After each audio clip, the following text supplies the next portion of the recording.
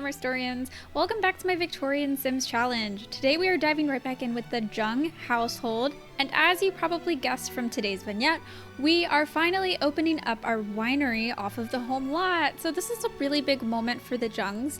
Because of Nellie's late husband's death, we kind of got a little bit behind from everyone else in the neighborhood, and so finally we're really starting to catch back up, which just makes me so happy for them because I love the Jungs and I know that you guys do too. Before we open up our community lot, we have Jonah helping out quite a bit in the storefront.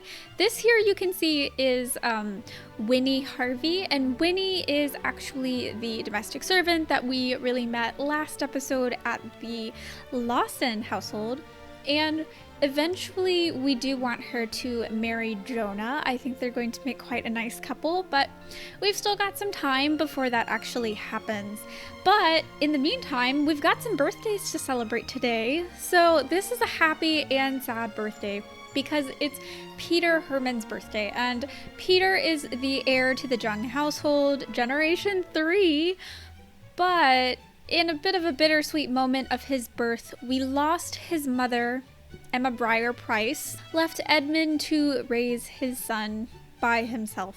However, Edmund is not exactly the most devoted father. He's been going through a lot of grief processes recently, and so Nellie has really stepped up to the role of grandmother and taken on a lot of those motherly responsibilities. So Peter is not growing up in want. He has a very lovely household, and thankfully Edmund is finally starting to calm down. Although he's not spending a lot of time with his son, he's thankfully not fighting everyone in town anymore, which I thought that was never going to end. I mean, I don't know about you, but I was getting a little bit concerned about his relationships with everyone in town. However, I think his adult birthday is actually a really big reason as to why he does not kind of lose his absolute mind in today's episode.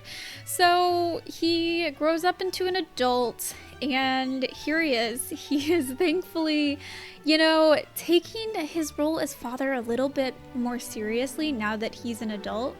I think he's finally kind of moved past Emma's death and is sort of ready to move on with his life. I mean, he spent most of his teenagehood and childhood with this girl, but the next morning he wakes up kind of feeling renewed senses of hope and excitement.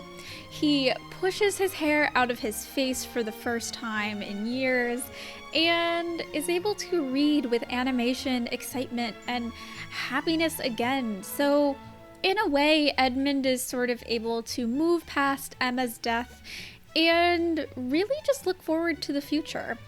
And this is very important because we are about to have quite a lot of changes actually develop in the Jung household. Part of those changes is actually we have a new member of the household joining us. So this is Lee Bai, and Lee is Rodney Jung's niece. So a little bit of background on Rodney that we didn't really get into when he first joined the family. Rodney's mother immigrated to the UK from China. Her family is from Hong Kong, and married an Englishman, gave birth to Rodney and his sister. After Rodney aged up into a teenager, his father did pass away, and so his mother and sister decided to emigrate back to Hong Kong to be with their family. They weren't exactly finding the political and social atmosphere of England to be very friendly to those outside of the English community.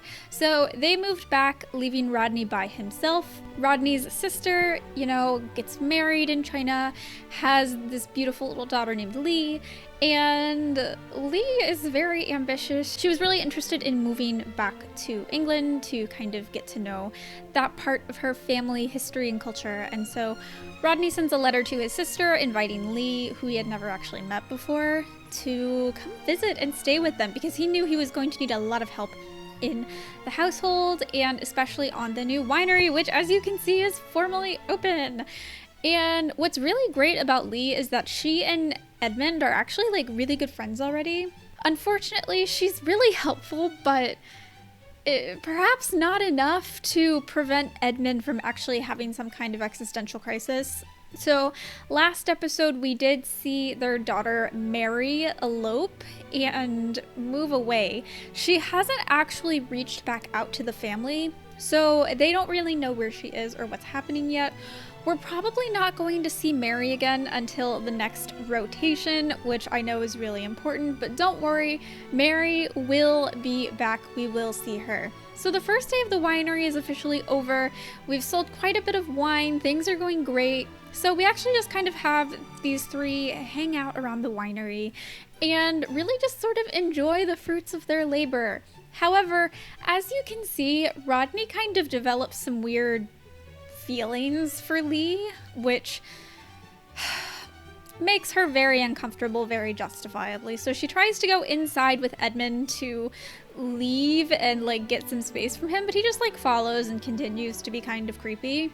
Edmund, being kind of oblivious, doesn't really realize what's happening, so that's a bit awkward, but gosh, poor Lee. I mean, it's not lost on her that her uncle is being a little bit weird to her, and she doesn't really know what's going on, if this is kind of like some kind of uncomfortable like racial situation, or if he's just kind of creepy. I mean, I don't know if you guys remembered, but when Nellie first married Rodney, he was a little bit not great and like flirted a little bit with people outside of, you know, his relationship, and we had a very hard time actually getting him to marry her. So I think he's got a little bit commitment phobe stuff happening, and maybe the presence of a new woman in the household is bringing that out in him.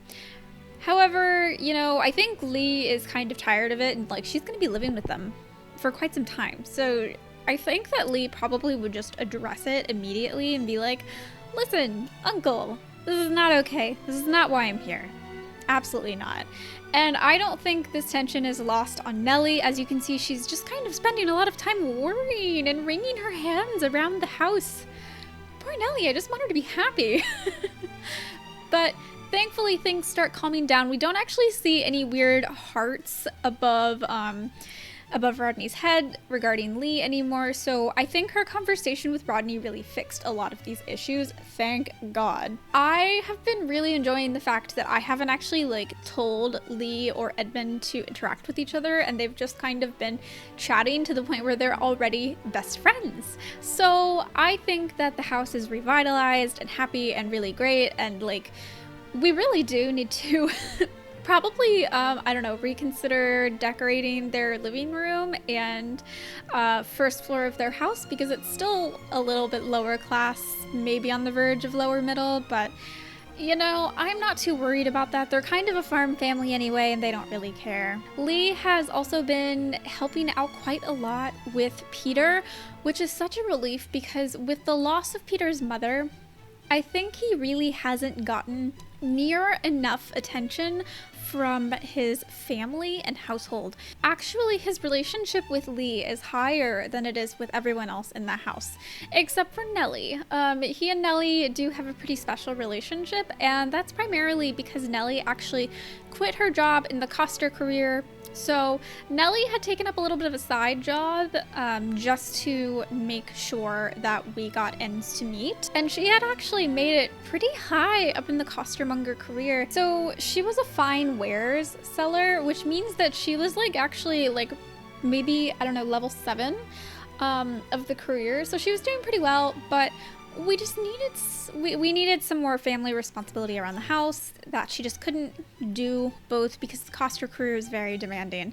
And you know what? We're like fully in the lower middle class now. Nellie doesn't need to do that. So we send these two to the winery. Unfortunately, like the entire town is sort of abuzz with the news of Lee's arrival. It's a very small town. Let's be real, racial tensions are probably pretty high.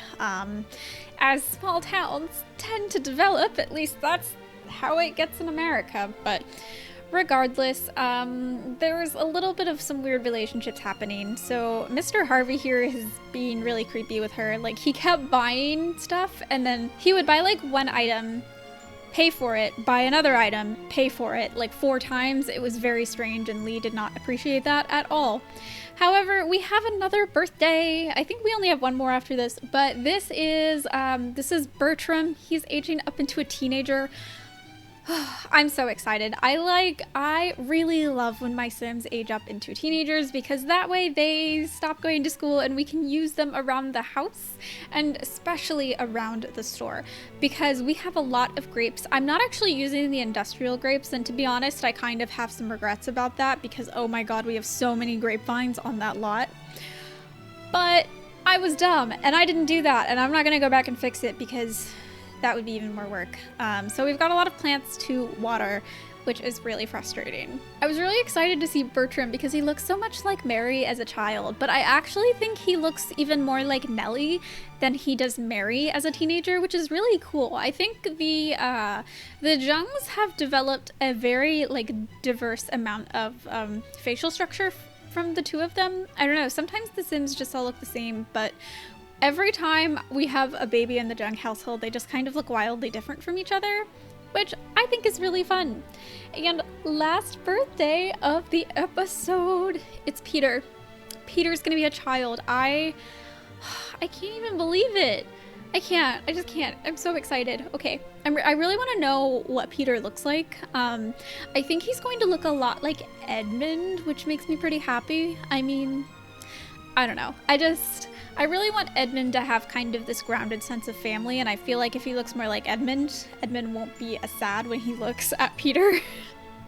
But I don't know, maybe that's a pipe dream. So here is Peter. I actually think he looks just like Emma, which kind of breaks my heart and makes me happy simultaneously, but I'm excited to play with him and see what he turns out like. However, he sort of grows up in aspiration meter failure and proceeds to throw a lot of tantrums consecutively.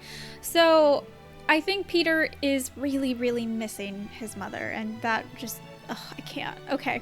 On the bright side, it is the Summer Grape Harvest Festival, and the Harvest Festival comes around once a year. We celebrate it on the last day of spring at night, and so the festivities go until the very early morning and happen past midnight. The grapes can be harvested during summer, as you saw in the vignette. So the Harvest Festival is mainly a lot of drinking of wine, socializing, and chatting, as well as a few country dances. So I was really, really excited to discover this country dance, which is actually a pose box, and so that's why we're getting pictures of the dance instead of videos, because the pose box is just that, it's poses, it's not actual animations. But we get all of our usual Sims that have recently been coupled, so these are all kind of like the younger generations, so like generation 2 for the most part. Some of them are married, some aren't. So we have Cornelius and Louisa, who are recently married, but unfortunately Mr. Harvey back there, who's also recently married and recently had a child, he is kind of like making really uncomfortable eye contact with Lee the whole time, and she is not about it. And I think this time Edmund notices. However, as Edmund and Lee are dancing together at the head of the dance, and looking into each other's eyes, I think they're starting to realize that maybe they need to actually talk about something, because something just feels like it's changed between them. Unfortunately, Mr. Harvey keeps trying to interrupt, and Edmund is not about it. But look at these two. I'm so happy for Nellie. Her life has really come into such a great space, and she's got like great kids. She's got this winery that she's always dreamed of having. And like, for the most part, she was able to do this on her own. I mean, guys, Nellie is so cool. I'm so happy for her. I know that it's maybe not realistic that she progressed this quickly, but I just wanted her to be happy. So we actually have these two kind of chatting, trying to figure out what happened between them. Like, do they like each other? What's going on? But unfortunately, Peter's having an existential crisis over there, but that's another story. So they're chatting. It kind of turns into a little bit of flirting. Maybe a lot of flirting, actually, and they actually wind up admitting their feelings for each other. So they're not really sure where this is supposed to go. I mean, it's not like Lee is necessarily their domestic servant. She's just an extended family member coming to visit and stay with them. But all Edmund knows is that he's always been in love with his best friend, and most recently, that's kind of Lee now. So they haven't told their family. They've kind of found this quiet little nook over here to sort of canoodle and such in, because in the meantime, everyone else at the Harvest Festival is drinking and having a good time and chatting and letting the evening, or well, sorry, early morning, wind down. So that's actually where we're gonna leave it today. I had so much fun putting together this little wine festival, and I can't wait to start incorporating more social events into the narrative. And I just wanted to give a quick thank you for everyone who actually gave so many great suggestions and ideas on my recent How to Start Your Own Victorian Challenge video.